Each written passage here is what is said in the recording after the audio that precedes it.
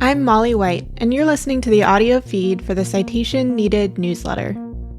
You can see the text version of the newsletter online at citationneeded.news. Cryptocurrency companies have raised over $115 million to influence U.S. elections this cycle, and they're just getting started. As election season kicks into high gear, we need to watch how cryptocurrency companies are influencing U.S. politics. This issue was originally published on May 30th, 2024. I am worried about cryptocurrency's impact on the upcoming elections in the United States, but not in the way the industry would like you to think. Recently, there has been a push by the cryptocurrency industry to portray crypto as a major issue that will influence votes in the upcoming election season. This just so happens to coincide with Donald Trump's recent statement suggesting he's warmed to the industry. Although Trump personally has actually been far more vocally anti-crypto than Joe Biden, in 2021 saying Bitcoin, quote, just seems like a scam, and reportedly ordering Treasury Secretary Steve Mnuchin to, quote, go after Bitcoin in 2018, that hasn't stopped many in the cryptocurrency world from embracing him as the supposedly pro-crypto candidate anyway. It's not entirely clear why Trump has done a U-turn. Perhaps it's simply because supporting crypto has become the Republican thing to do. Perhaps it was because he himself discovered the grift potential this industry unlocks when he released his own set of NFTs in 2022. Either way, in a span of mere months, he's gone from a rather dispassionate, quote, I can live with it, in February, to much more emphatically telling a press pool a few weeks ago, from behind a podium emblazoned with the name of his NFT collection, that, quote, I'm good with crypto, and, quote, if you're for crypto, you better vote for Trump. When pressed for specifics, his responses have been flimsy, suggesting he is merely saying what people want to hear on the campaign trail.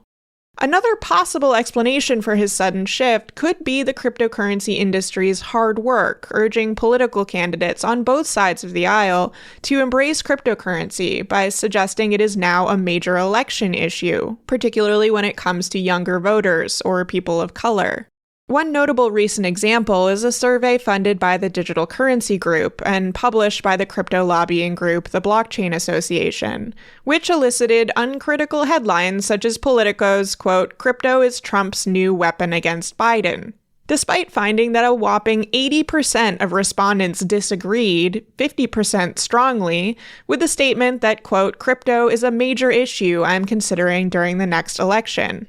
In reality, their poll of 1,201 American voters in 6 swing states is a masterclass in spin. 69% of the people surveyed had very or somewhat negative opinions towards crypto, but DCG is crowing that, quote, among a sizable contingent of voters, crypto attracts a level of interest that translates into pro-crypto sentiments across the board, and advising political candidates to adopt pro-crypto stances to attract voters. Many of the questions were framed ambiguously, such as, quote, crypto is a major issue I'm considering during the next election one, which allowed DCG to put 21% agree in big letters, while obfuscating the fact that those who agreed were not necessarily crypto supporters. In fact, if you do the math, more than 100 of the 252 people, or around 40%, who said they felt crypto was a major issue in upcoming elections, do not feel positively towards crypto. In other words, there's a contingent of fellow skeptics among that 21%, who are likely hoping for candidates who might support more aggressive approaches against the industry. I've pulled the available data from the agree-disagree questions in the DCG survey to present it a bit more concisely and without their editorializing, which I think illustrates both the ambiguity of many of the questions and a much more muted response to their questions than their report's conclusion sections would suggest. For listeners, I'd really recommend checking out the graphic I included in the web version of this issue. Frankly, it just doesn't seem likely to me that a substantial number of people are single-issue crypto voters and would be swayed to vote for a candidate they might not otherwise support because of it. Many of the people celebrating Trump's recent crypto U-turn were probably already planning to vote for him. And I doubt there were many crypto-skeptical people out there previously who didn't otherwise support Trump, but who intended to vote for him because of his former critical position on the industry. When it comes down to it, Americans tend to care more about the typical election issues: strengthening the economy, other economic issues like high food prices and cost of living, healthcare, education, crime, the environment, than about their crypto holdings. Crypto advocates argue that people who have much of their net worth in crypto aren't likely to vote for candidates who threaten those holdings, which may be true, except that they seem to forget that outside of crypto Twitter, this is likely an incredibly small portion of the population. Regardless of what crypto lobbyists and the companies paying for these polls might like you to think, or more precisely, what they would like the politicians who are willing to adopt new policy positions to woo more voters to think, it's not the opinions of the general voting public that has me worried. I'm worried about the money. The cryptocurrency industry has been throwing money into politics unlike ever before. And that's even after political donations from the industry skyrocketed in 2022. The super PACs they're backing have raised more than $137 million already. Over $117 million of that has been raised by Fairshake, a super PAC funded by Coinbase, Ripple, Jump Crypto, Circle, Kraken, and others. That amount puts Fairshake at number 3 on OpenSecret's list of super PACs by amount raised, following just behind the Senate Majority PAC at number 2 and Ron DeSantis' Never Back Down PAC at number 1. Two other cryptocurrency-focused super PACs, the conservative Defend American Jobs and liberal Protect Progress, have raised roughly another combined $10 million, both funded by nearly identical donations from Coinbase, Ripple, and Andreessen Horowitz. As noted in a report by Public Citizen, much of this money is coming from companies directly, taking advantage of the Citizens United decision to enable unlimited corporate political spending. And that's not all. Coinbase, which created its Stand with Crypto advocacy group last year, is now organizing a PAC of the same name, of the non-super variety, where they will encourage their customers and others in the industry to donate.